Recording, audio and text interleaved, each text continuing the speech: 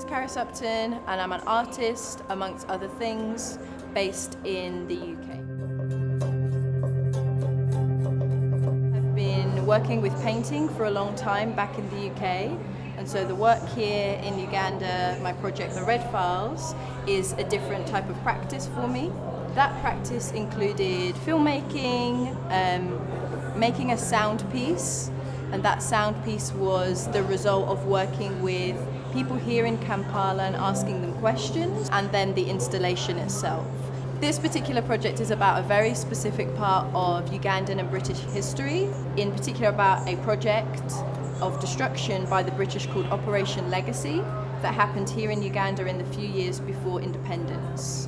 So the project itself is about that time period and how the destruction of the records during that time period means that for the present, parts of history are lost, but also the project is about the future. So what do you do when you realize that your history has been erased? That's kind of my inspiration. It's about trying to make visible information that previously I think has been hidden or erased.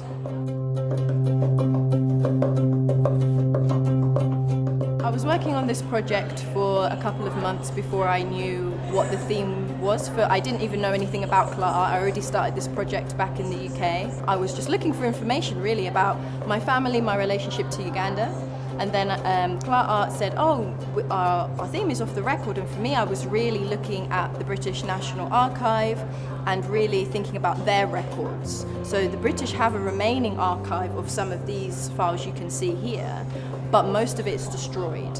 So that's what the Red Files kind of symbolize, is that's the stuff that's been lost. My process is really intuitive. I respond to context, situations, feelings about particular things. This particular process was a process of learning. Thinking about off the record, it's really about all of the information lost, but also putting it back on the record in terms of just making visible a few things here to get people thinking about how Britain are kind of running this type of program across the world, really. These conversations I'm having with people here, for me, that's one of the most important parts. It's not just about old archives, that's not really what I'm interested in. I was really interested in trying to create a new archive with people existing now, talking about Uganda as it is now and in the future. So I'm really trying to work with the past, things that are off the record, but also the present things too.